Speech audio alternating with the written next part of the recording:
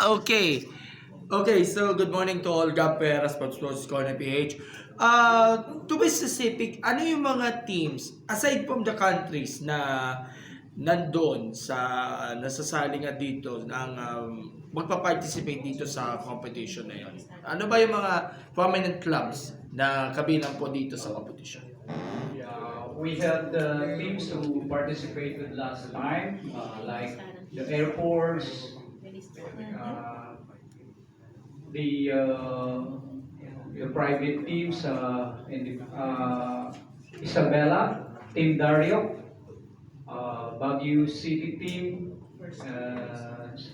Actually, there are two teams in Baguio: the Baguio Seniors Athletics team, Team Daniela, team from Bulacan, the JD Sports Performance team, and POSF, of course. of course POSF is there, of course. Yeah, there's also team from the media. I think Ramel and Ma'am Limpa is competing, We have three universities. representing the main media team. University of Lasal, University, the LaSalle Masters team. Yeah, UP is competing. We have a lot. It's 24 teams. So basically, yung mga sumali in the previous competitions ng NAMSAP kaloob din plus additional clubs na Yes, mas marami pong dumagdag ngayon. Five. Kasi last time we have 19 and this time we have 24. And of course, what's the significance ito? Kasi meron din mga ibang mga national masters athletes from the national team and even in the past World Masters. Si Rizal Buenaventura is among them na nanalo yan ng silver medal kung hindi ako nagkakamali. Ang ine-expect natin na sasali din para din sa build-up for the upcoming tournaments for 2025 po mga sir. Yes, Rachel Buenaventura will be, I think, competing with the Air Force, Team Air Force. This PO. Anatats. Oh. Yeah, you're right, sir. She's the silver medalist in the latest World Championships in Sweden. And yung iba pa mga athletes na Angelo Brisnido, of course, Coach Emerson Obiena. yung mga sumali nga doon sa Sweden. Yeah. Of course, Ma'am Judith, Coach Ed, our president, and our beloved sponsor, Attorney Al. They're competing also. Yeah. Sorry po. Okay. So ano yung significance itong nalalapit nitong Philippine Masters International Athletics Championships para yung mga national athletes natin, yung mga datihan natin ay makapag-build up na rin sa iba't ibang international competitions for 2025 as si Sir Ben and si Ma'am Dorly kung may tatagdag. Yes, tama po yun kasi maganda pong build-up ito dahil actually may upcoming World Championships indoor sa Alachua County in Florida, USA. It's gonna be happening on March 13 to 25. So this is a very good build-up for them to compete there. Plus, we also have the upcoming World Championships in Daegu, Korea, but that's in 2026. Okay. Yeah. Okay. Kaya Attorney Al naman. Attorney, although na ibanggit natin sa interview natin kanina sa labas, marami kasi nagpapa-inquire sa amin sa Sports Corner na gusto nilang sumali ang iba't ibang mga sports. Pero are you considering to add up dun yung mga iba't ibang mga sports, mga combat sports, ball sports, racket sports at iba pa for this upcoming 2025 edition naman ng Tandang Pinoy? Kasi umuulan na kami ng mga messages na interested sila sumali pero wala pang sports sa ngayon. At of course, may mga kinokontak na kayo mga grupo with regards to that. The answer is yes. Again, ang model ay collaboration. So, ang lagi ko naman sinasabi, pwede ba tayo mag-partner? Can you organize and we will support? So that's one model. Yun nga yung model for the first 3 events this year. So for next year, marami akong messages na nakuha, weightlifting, badminton, wushu, Basketball. basketball. Kasi merong age level tournament, specific ko lang yung Sinag Liga Asia. kay Sir Rocky Chan. Meron sila nagpapatakbo na tournaments doon. Baka pwede kayo ma-inquire sa kanila. Malapit na namin i-announce yung basketball, so medyo relax lang konti. Magkakaroon din ng fun run. Yun din yung balak. So, again, hindi lang, ino-open namin siya, hindi lang for masters and seniors, by the way. May mga events kasi na pwede naman kahit sino pwede sumali. Pero syempre, may special recognition and medals for the masters and seniors. So, asahan nyo po next year, mas marami po tayong events dahil magkukompete din po internationally. Looks like interesting ito kasi ito yung parang main competition na rin o parang tryout na rin for the World Masters Games kung saan nabanggit mo nga 40 sports sa paglalabanan. So asa natin na magiging exciting itong 2025 Tandang Pinoy. Pero so far, initial staging pa lang ito. Yes, at please wag po natin kalimutan ang seniors.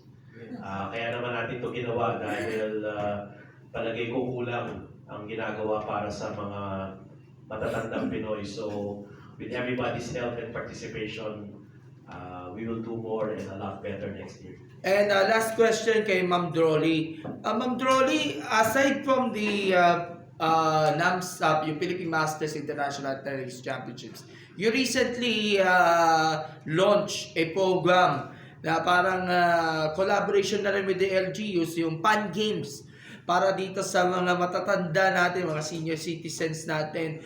Can you share to us kung ano ang nilalaman nitong Fun Games para sa senior citizens at na nag-umpisa sa Ilagan Isabela, by the way, and paano ito makakatulong ito sa paglaganap panlalo ng sports, healthy lifestyle for our athletes, sa mga matatanda, and even yung mga seniors, sports enthusiasts. Salamat!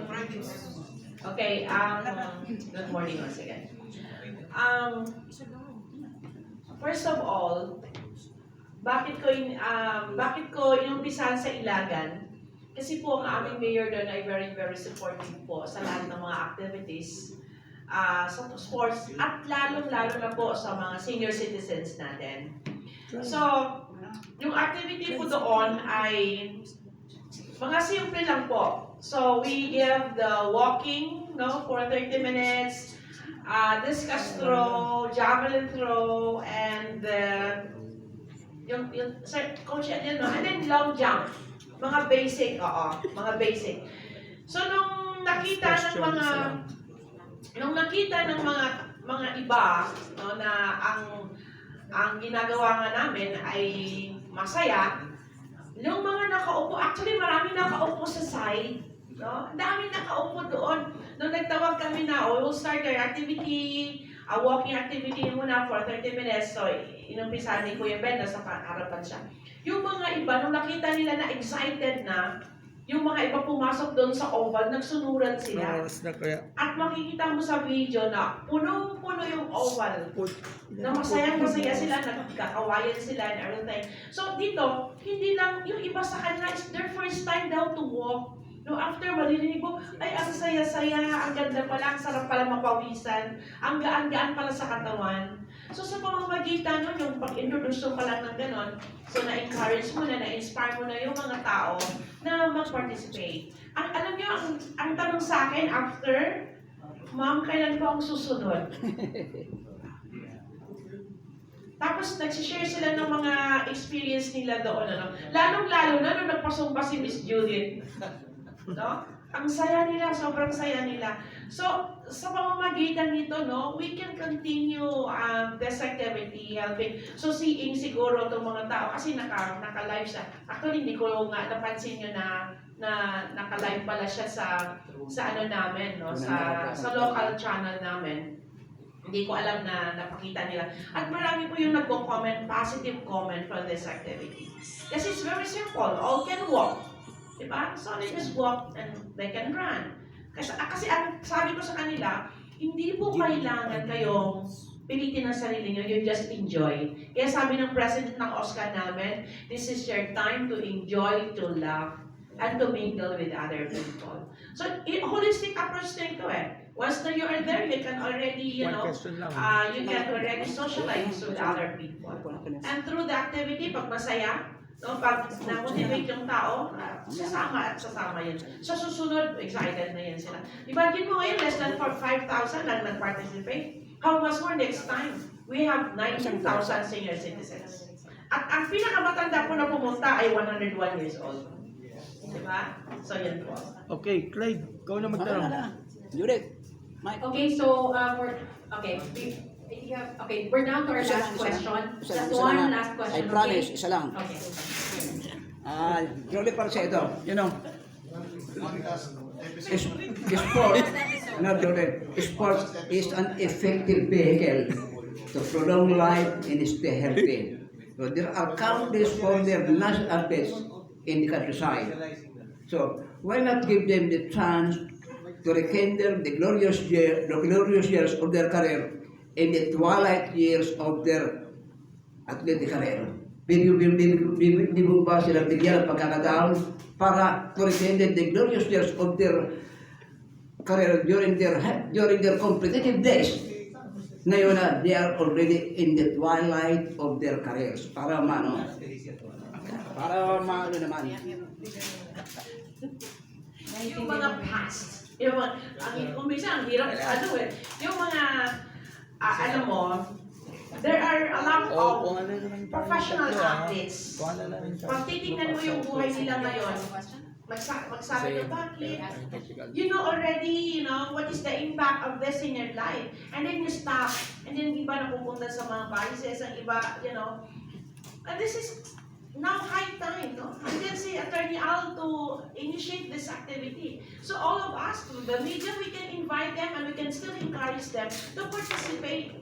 Mayroon yung mga iba sa amin sa athletics, years back pa, no? Kaano nila Liga, no? Kasama nila. So we go to their places and invite them and encourage them to participate. Para sa ganun, ma-ignite natin ulit yung passion nila to participate. Kasi ganito, pag nakita natin isang kasama natin dati, tapos ay kawawa naman siya, hanggang kawawa na lang, anong ginawa mo, di ba? So, you have that knowledge, and then the knowledge is just keep it to your heart, anong mangyayari? So, you need to execute it. That is wisdom. So, what you know what's good, you apply it. Invite people. Ayun. Di ba? Ako po kasi, iba yung laro ko noon eh. When I was young, martial arts ako eh. Tapos up to now, I'm still doing it, no? Yun po yung pang part-time ko sa throwing at saka sa I keep on, and then the whole family, kahit my husband, no? Sabi ko, magre-retire ka na, kailangan mag-start ka na, hindi mag-start tuloy-tuloy. Pero kami kasi sa bahay, we have already, may mini gym kasi ako doon. At ang asawa ko, isa sa requirement niya, bago lalabas sa kwarto, kailangan niya magbaras. Nang ilang minuto muna doon, bago siya lalabas sa room. See? So, kailangan we need to practice it. We need to make it as a part of our life. Si Attorney Al, sobrang busy tao, nakikita niyo kung anong pinagagawa, di ba? Nasa obstacle, kumaya, nasa nasa tennis. See? Ganun yun. So, we need to encourage them. Kasi, kahit kung tayo na sobrang busy, daming ginagawa, and then you have a position, and still you do it, ibig sabihin, malaking tulong. Bakit mo na-maintain at nasusustain ang leadership mo? Because of it. That's why sports is really a vehicle or a very, very, or a catalyst, no? To more productive life. Yan po. Yan po. Ako yun, that's my principle. Thank you. Buhay ka. Number last. Madam.